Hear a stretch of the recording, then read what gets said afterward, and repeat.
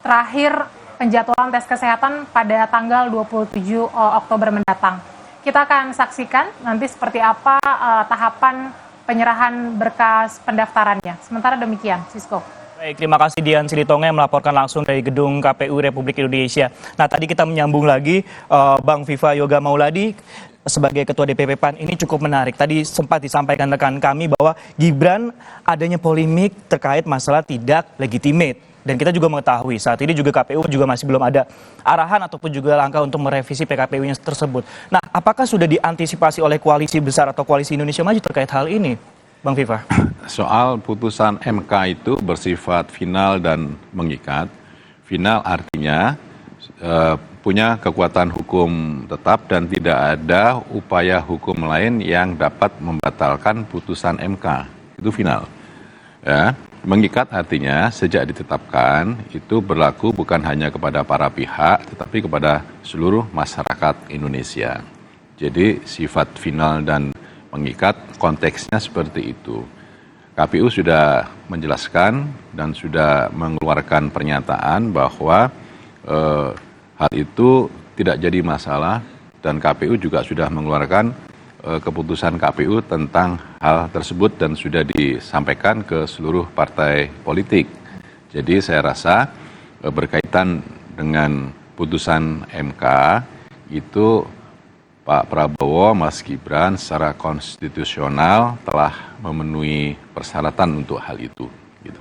Oke, sudah memenuhi persyaratan terkait dengan hal itu. Tapi kalau kita lihat lagi, kita flashback kembali ke hari Senin kemarin, ini kan juga cukup khawatir karena batas usianya 70 tahun. Sedangkan Pak Prabowo ini lebih dari 70 tahun. Ini kemarin sempat khawatir gak sih dari koalisi Indonesia Maju terkait putusan MK ini? Jujur.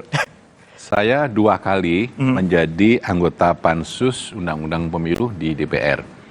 Tahun 2014 dan tahun 2017 yang sekarang menjadi Undang-Undang Nomor 7 tahun 2017.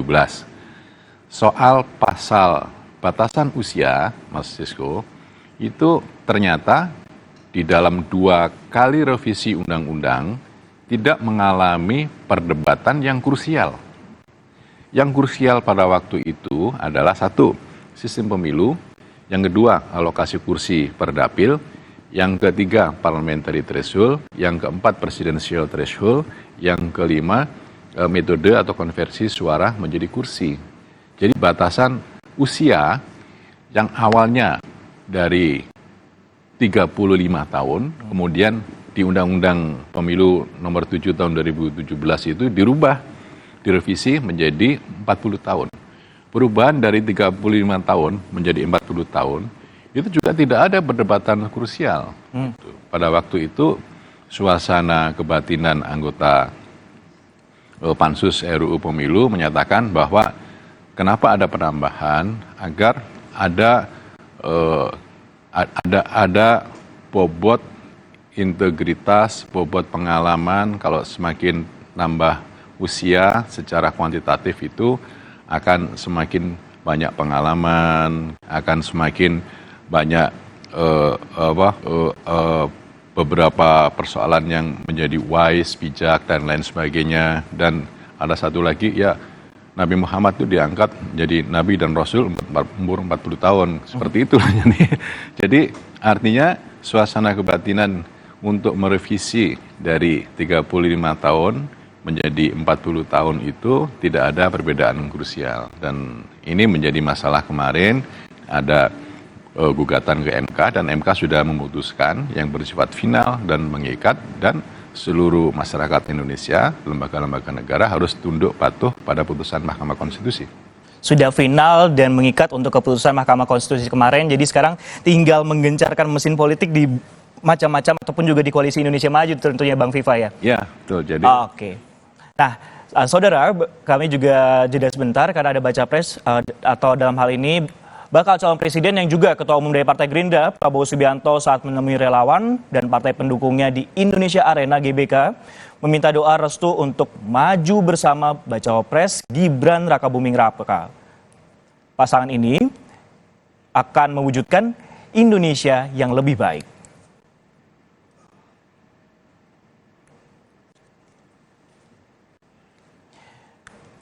Dan dari visual yang Anda saksikan di layar televisi Anda, saudara, bakal calon presiden dan juga calon wakil presiden dari Koalisi Indonesia Maju sedang masuk ke ruang sidang utama. Dan nantinya seperti yang disampaikan juga bahwa akan memberikan berkas pendaftaran calon presiden dan juga calon wakil presiden 2024. Di sini juga terpantau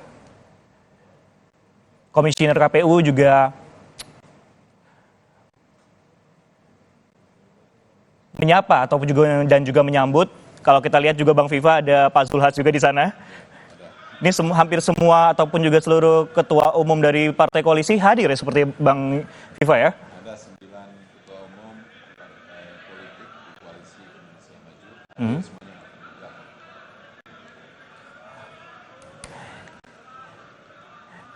Ini juga cukup menarik Bang Viva. Kalau kita lihat dari perjalanannya Pak Prabowo Subianto, kalau kita lihat dari 2014, 2019, 2024 ini cukup menarik nih Bang Viva. Karena kalau di 2014 ini ternyata sebenarnya secara historis dengan PAN ini sudah ada ya. Apakah ini juga jadi alasan di 2024 untuk kembali mendukung Prabowo Subianto?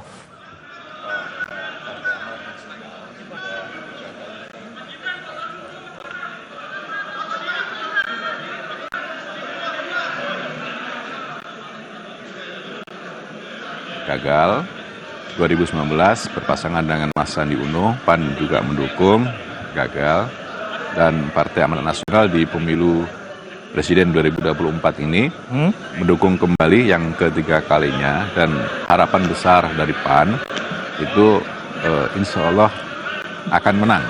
Dan selanjutnya berkenan kepada Bapak Ibu untuk bisa menempati tempat duduk yang telah ditentukan. Akan menang karena kita punya potensi didukung oleh anggota partai politik, 9 partai politik, baik yang ada di parlemen maupun non-parlemen, kemudian ditunjang dengan nilai elektabilitas calon presiden, nilai elektabilitas calon wakil presiden, dan kekuatan pergerakan dari jaringan relawan yang berjumlah ribuan, yang nanti akan menjadi mesin untuk mendulang suara, menambah suara dari mesin partai.